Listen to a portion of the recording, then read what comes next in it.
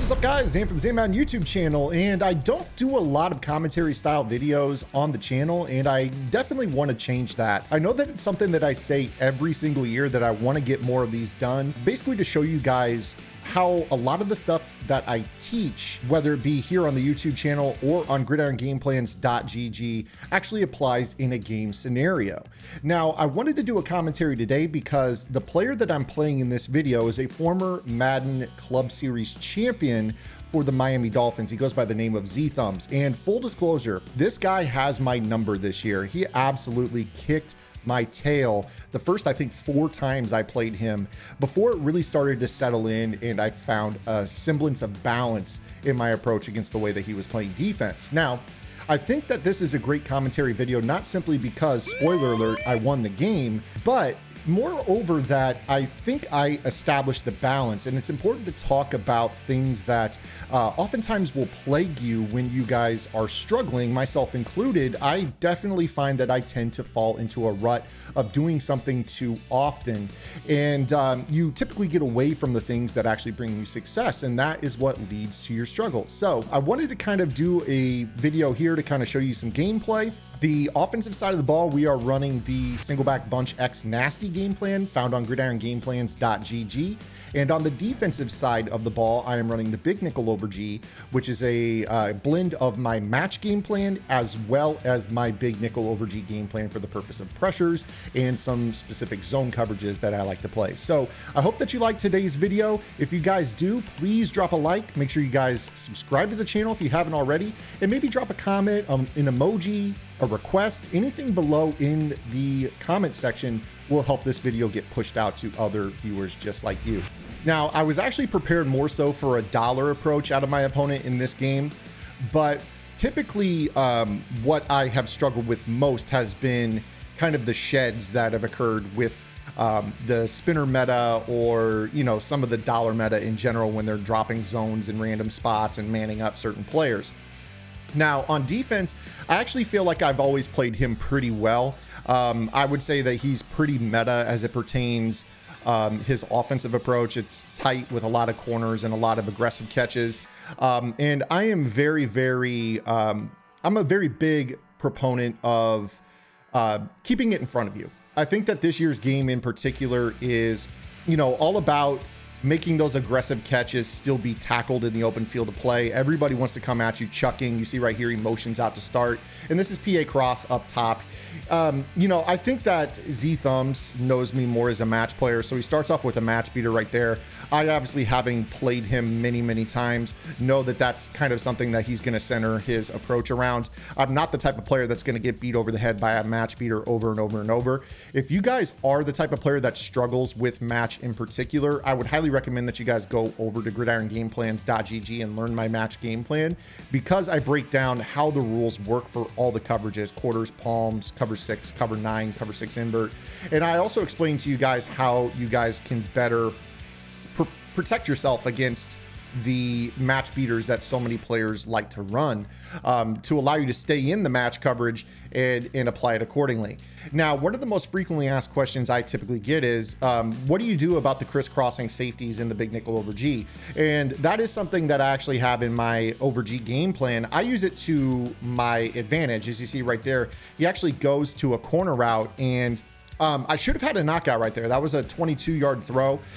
So I actually got pretty unlucky right there on that as he moves the chains. Another thing that we talk about is, you know, the short side of the field, wide side of the field, and how important it is to be able to, as you see right there, I do get a knockout, understand where most players are looking to throw the football. Hash marks are really important this year. They've always been important in competitive Madden, but this is something where really this year the short side of the field is where your user attention needs to be more so than the wide side. And I explain that coverage logic in general. As you see right there, he throws what should have been a pick 6 out there in the flat, and it's 3rd down and 10. Like I've mentioned, I really haven't struggled stopping him. More than anything, it's just been the dropped interceptions or the blatantly swatted down interceptions like you've seen right there. It's been more so my offense that has struggled against him as I played him. And right here, he goes to another corner route and he puts in a bad free form, and it's going to be 4th down and 10. So, you know, we're playing good defense. I mean, he really only has 1 completion so far early in this game. And, you know, it wasn't really the best read. It was thrown right into a knockout that didn't fire. So here we go, 4th down and 10 again. Again, with the tight formation, back to the short side of the field. He goes with a quick snap. He's looking for that post, and we get a big shed up the middle by the fridge. Now, I do want to say that I kind of have gone away from pass rushing abilities. It's a combination of a couple of different things here. And you could definitely see I actually failed my replay right there. I had the wrong transition on right there with that. But we were able to get an easy pressure through the middle due to a strategy item that I am using that I think a lot of players are really sleeping on. And if you guys want to know more about what that strategy item is, again, I would head over to gridirongameplans.gg to better understand the philosophy around how I am still getting a decent pass rush without using pass rushing abilities such as edge threat or double or nothing. There's a lot of players out there that are running both. So here we go, we're on offense now. As I mentioned, I am in the Rams-Vikings offense. This is my primary. They're the exact same offensive playbook this year. I don't know why there's no differences between them. You know, the Vikings coach signed, he was part of the McVay tree, and they just ported the entire playbook over with no difference. So if you guys are Rams or Vikings, you guys want to run this offense. Honestly, even if you're not a Rams or Vikings fan and you want to run this offense, it does a really good job against the meta. In particular, this nickel over does really struggle. Now, the other thing that I want to talk about is I crib shot this outside zone for a touchdown. 6-11 a year ago. Led to the firing of Matt Nagy and Ryan Pace. I actually was using a strategy item that is a different strategy item on offense than what most players are using as well. And I don't want to spoil that one either because it is really, really good. And it really helps with the type of run scheme that I utilize. And you really would never guess what strategy item that was. But I had just equipped it before I went into this game, and you could see right off the bat it paid dividends. The block targeting was pristine, and we were able to scoot in for a touchdown. So I really had him looking for answers on offense in his first drive, and I was able to cash in. Keep in mind that I talked about at the top of the video, more so than anything when I played him in the past, it's been the sheds that have kind of taken me out of my game. I do like to keep kind of a run-first approach. I'm not going to say that I'm like impossible to find an open read. I'm not in it. I wouldn't say that I'm the most elite passer in the world, but I know how to beat coverage in this game. It's really the sheds more than anything that give me a little bit of trouble. But really anybody who gets shed is going to have trouble. So right here, he's going back to his tight offense, goes to another corner route, and there you go. You see again, kind of on that first drive, he had that fluky catch in traffic right there. You know, that's just not a throw that you have to worry about in the way that I play defense. So taking that pressure off of me to guard that short side corner route, unless you have a very specific route combo on the field, that really frees up my user. So you see right here, he goes back, he's going with a little meshing combo underneath. He throws that into kind of a vert hook, good click on, but it is going to bring up 3rd down and 6. So, again, I'm keeping the lid on. I'm not letting him take those deep shots down the field. His corner routes aren't going to be there.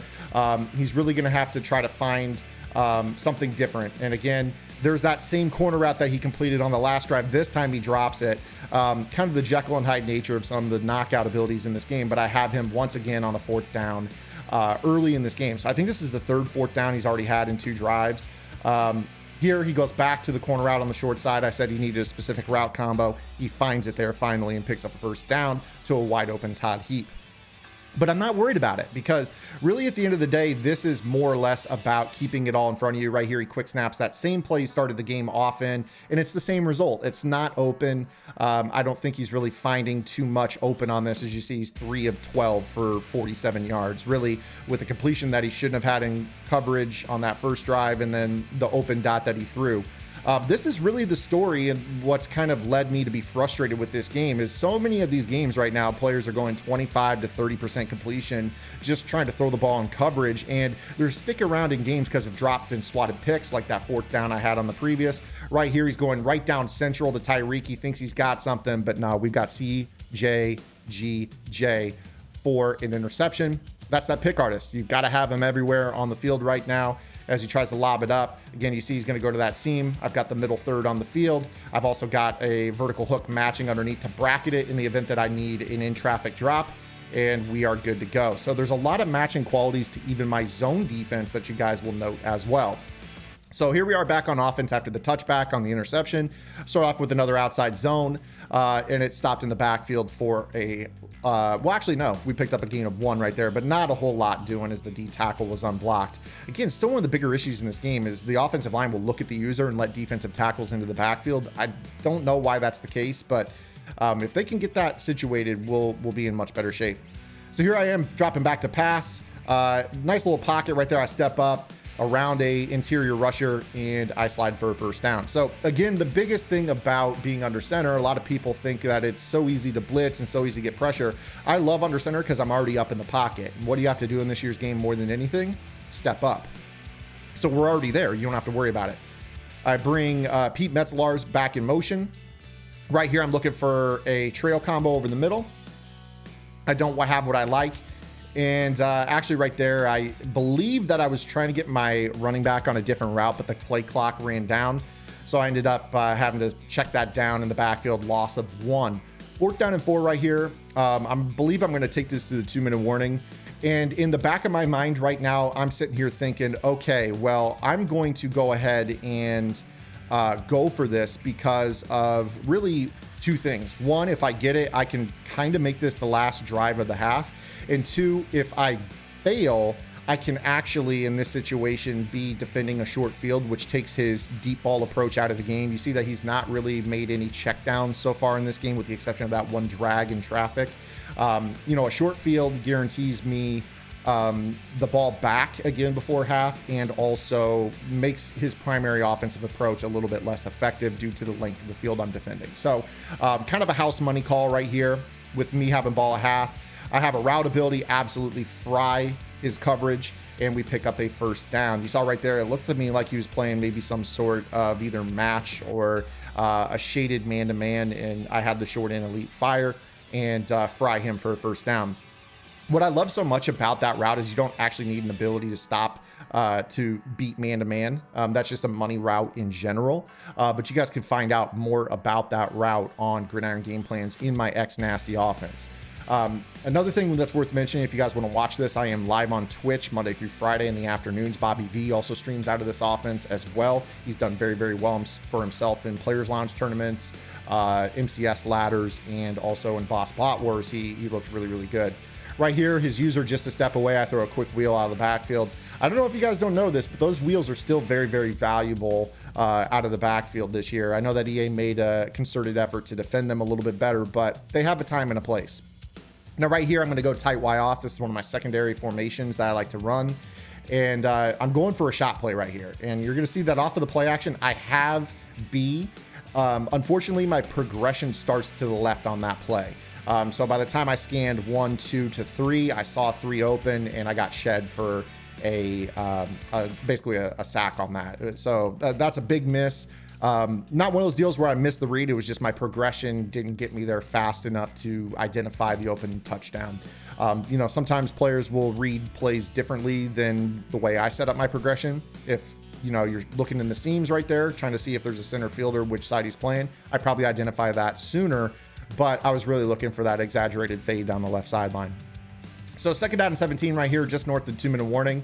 And you see again, he's still staying in the nickel over. This is the most popular defense in the game right now. Kind of mug, show blitz. When I go to this motion, he's worried about the stretch, so he spreads his line. I throw a little Texas route out of the backfield. I love the hot route master. I love the hot route master. Being able to add extra running back routes to your offense makes it so much easier to beat the blitz. Right here at this point in time, I am using the edge protectors. I went away from edge protectors. I'm doing something completely different right now. I'm actually running no blocking abilities on my line, and I'm relying on a strategy card, as I mentioned earlier, which is really, really helping me. So I've actually felt like I've gotten pretty good production. Right here, double south, I motion into a bunch tight end type of look. And right here, I am looking for that stretch run, just trying to mix up my window dressing. Right here, I went with this run because I was on the cusp of field goal range. I wanted to make sure I guaranteed myself a field goal being up 2 possessions with ball at half. and get myself back on defense where I played really well so far in this game. So that was more of a game management call. You might call it conservative. At this point, I'm thinking ahead. I'm thinking, okay, ball at half. He hasn't really moved too well so far in this game. I'm just going to go up 2 possessions. He scores, I'm still winning, and I have a chance to have ball at half. So, if he scores quick, I could double dip, maybe go back up by 2 possessions with ball at half. There's a lot of different things that motivated me to take that 3 right there rather than go for it. I think a lot of players this year chase points in a defense first game. There's a lot of block sheds. Man coverage is very effective. In that situation, it's a no-brainer for me. I'm always going to take my points, especially against a player that, has a competitive pedigree like Z Thumbs. Like I mentioned, he's kind of kicked my tail a few times before this matchup has occurred. And, I wanted to play a little bit brighter football against him in this. So again, here he is back in tight. One thing I want you to notice here is that he switched up his personnel. And this is really, really important because when he switched up his personnel in tight, the way that my defense actually auto flips is the other way around. This is a well-kept secret about tight formations. When you have these 3 receiver tight formations with a tight end on the field and you add a second tight end, the defense will auto flip differently. So you'll notice that my nickel corner is on the other side as he tries that flat route. Wasn't open the first time. I don't know why he went to it again. Kind of a little quick throw out there on the perimeter, and we get a knockout. So again, that could have been another pick, but nonetheless, we're looking good. And you see right here, he's going to that post play. He's got the wheels. I mean, this is just not a good route combo for the way that I'm playing defense. To me, it looks like this offense is definitely geared towards beating a cover 0 approach, which I can't blame Z Thumbs for that. Pretty much everyone runs cover 0. I'm not a cover 0 guy. So, when you face a defense like the one I run, you actually have to put together some route combos that make sense. I mean, you see right here, that's a good one. He runs that short side corner again. And this is where I'm kind of realizing, okay, he's got me auto flip a different direction. I want to, you see right there, I turn my auto flip off. I keep my nickel corner on the left side of the field, and I go back to playing defense the way I did on my opening possession of the game. So right here, 1st down and 10, play action. He's going to that PA cross play, tries to highball it. Again, just not a good read. It's just not a good read. It hasn't been open at any point. 5 of 18 so far. That's below 33%. That's just one of the things that tilts me so much about this game right now. And it's not to slander Z Thumbs. This is the way people play. Taking one-on-one shots constantly in traffic. It's just, it wasn't open. It hasn't been open. That's the 3rd time he's called it. I don't understand why he keeps going to it, but right here, he's going to go corner route.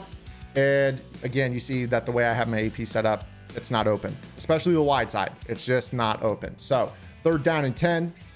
Again, staying in that tight with the 2 tight ends. When he brought the second tight end on the field, I thought maybe, okay, I bagged him up pretty good the first 2 possessions. Maybe he's going to audible down and run. Nah, he was doing it more or less to have more aggressive catching on the field. So now slides 4th and 3. He's going to no huddle. I'm expecting a quick snap here, so I don't press, which, actually I did. I actually did press. And I have time to make my adjustments. He snaps the ball, and this is an immaculate user. As soon as I saw the meshing combo underneath, I knew he wasn't going to throw that. He had only thrown 1 check down so far through like 20 reads. So I kind of figured he was going to end up stepping up and trying to scramble with his quarterback. So I just stopped guarding everything. You see right here, I didn't guard the drag all the way. I knew he didn't want to throw it. So now I'm back on offense with ball at half, full control. We hit a little outside zone. This was just to go to half with ball. Didn't want to force the issue. You can't win a game before half, but you can definitely lose a game before half.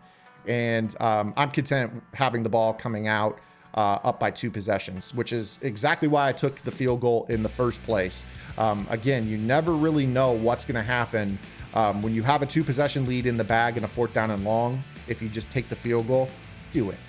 So many players underestimate themselves. A 2 possession lead is enough to take a lot of players out of their game. And make them have blinders for making a quick score happen. And sometimes they can make stuff worse on themselves. And truthfully, this is a position I haven't had Z Thumbs in any of the games we had played prior. I had been constantly playing a 1 possession game, down by 3, down by 6, and trying to come from behind. I'm built to play from ahead, and I know that coming in. Right here, I know that he's in a quarters match call. So I'm able to get him to squat down. You see right there that he had a half over the top to kind of bomb-proof his quarters. And yeah, unfortunately, that's not good enough for that route combo that I run right there. So we're able to pick up a big strike into the red zone right away. So we're right where we want to be. I mean, full domination of this game right now. And again, you're noticing I'm just not getting shed. You know, could be the fact that I'm using the new strategy item. I do have the edge protectors on the field, but as I mentioned, I've gone away from them. I have gone away from them, and I felt pretty good. I felt pretty good with actually having no edge protectors on my field. That's one of the things especially the Andrew Thomas item right now. I'm not really a fan of the Andrew Thomas item. I feel like when he's not blocking an edge threat, he's really bad, really bad. Definitely a bad run blocker for what you need if you're going to have a run pass balance the way that I do. You see that after the first couple drives, I'm really mixing it up, dropping back to pass. I'm going to go quick out to the flat to Pete, and we are going to be able to get down to the 1 yard line. And you see right there, I mean, I've got about a 50-50 run pass ratio. I'm perfect on my passing attempts. When I can marry my run game to my quick pass game and my play action game, that is when I am at my best. And again, it really requires some sheds to kind of neutralize this offense, or to have an elite gap shoot. So when I got to the point where I made this switch to this strategy item and I stopped getting shed so much in the run game, that really significantly changed this.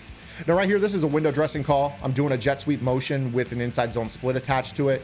And unfortunately, his fridge disengaged right away. But fortunately for me, sweeten this fight. So bear on bear crime right there. 85 Bears going up against each other. 17-0. Full domination of this game right here at this point in time. And I just know in the back of my mind, like, as long as I don't do something incredibly dumb on defense, we're in a good position. So, you know, right here in the back of my mind is don't give up a quick score. And, you know, if I can make him at least make it to the fourth quarter before he does score, if he scores, we're in really good shape. So here we go on offense for Z-Thumbs. And again, he's in this gun tight. And, you know, I'm trying to get this set up. He audibles down, finally audibles down, and he actually burns a timeout. So right there, that should have alerted me that he forgot what personnel grouping he maybe had on the field, or he wanted to try something different. He goes back to 3 receiver tight right here, which didn't work for him on the first 2 drives. And now he's going to audible out into spread. I should have known right away this is Ag Central, and I give up a little bit of a fade right there. Again, that's another throw that could have been knocked out that he actually held on to. So really, he could be 4 of 20 right now if you actually think about it in this.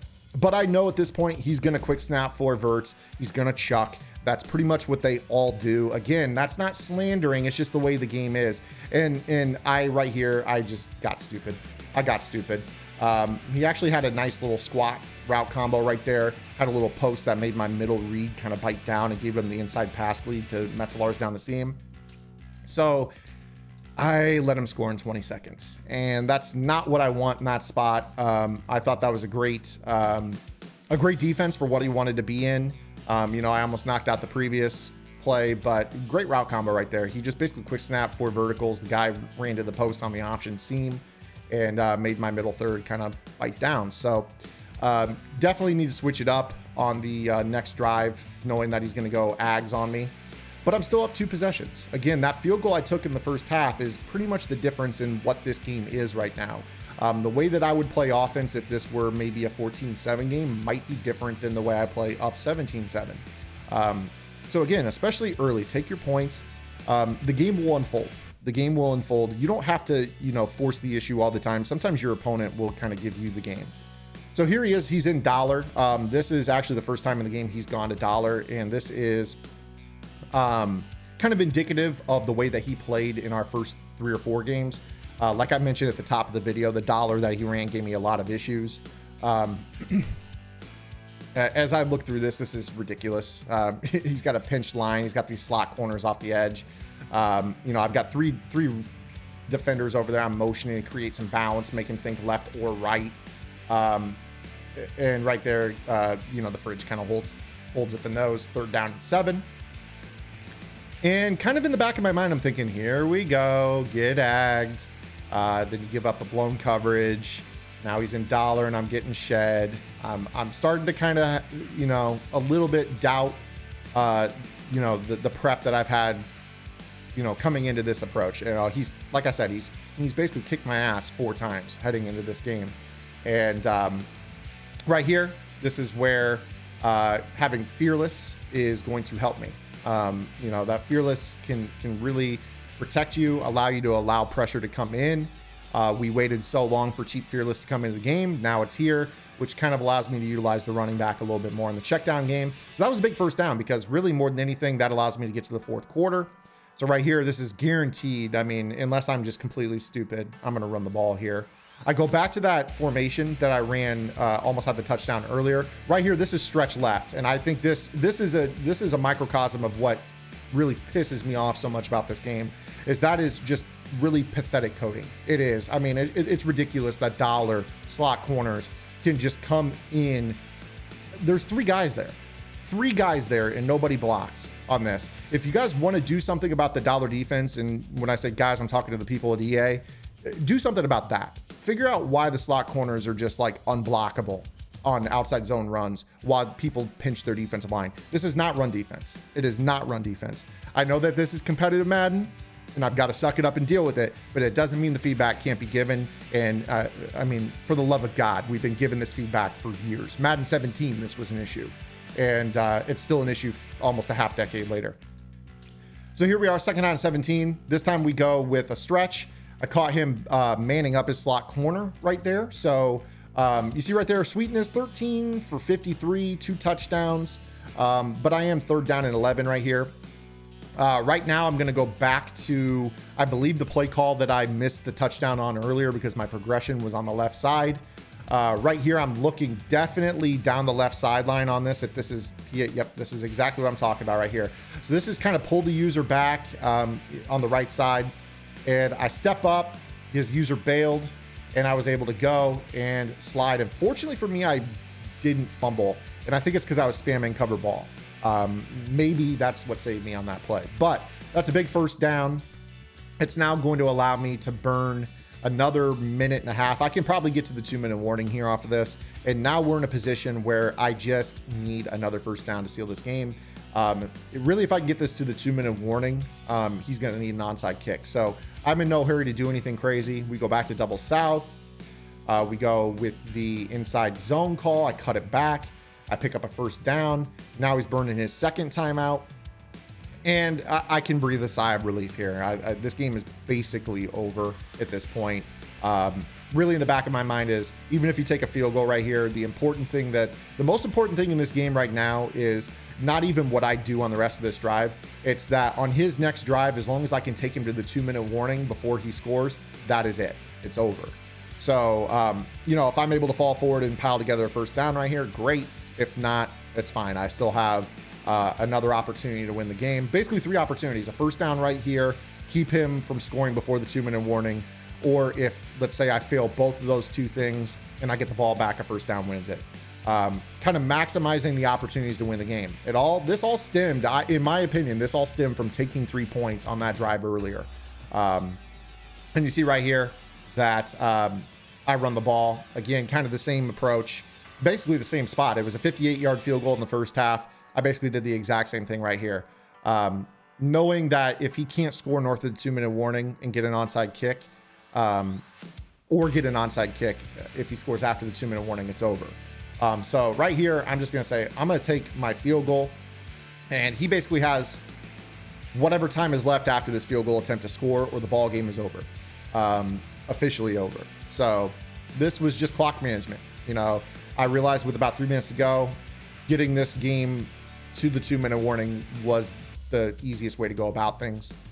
And, you know, again, I mean, you take a look at the passing game. I didn't throw a ton. I think I ended up with, you know, about a 65-35 run pass balance, but I was able to control the game. And that's really what my foundation has always been, kind of a run, quick pass, play action, pass-based offense that controls clock and play stout, smart defense. Don't allow big plays to beat you. Although I did give up 2 big plays on his only scoring drive, I feel like I played a pretty good approach here in this game. So he's got 9 seconds to make this work, or it's over. Here we go, back in the tight. And I just know that I've got to get back. You know, he's not going to check it down. He's going to chuck. Right there, he goes to that corner route, and we are able to get a tip drill. And there's Chauncey Gardner-Johnson with the pick, and that is it. We're able to finally get on the board against Z-Thumbs. And you can see the replay right there. But again, guys, if you guys want this offense, this defense, that wasn't manned up. That was matched on top of the fact that this was zoned. We got all the rules on gridirongameplans.gg. I hope you enjoyed today's video. If you did, make sure you guys leave a comment, a like, subscribe to the channel. We'll see you guys right back here with tomorrow's video upload. Until then, this is Zan. Get in the lab and good luck.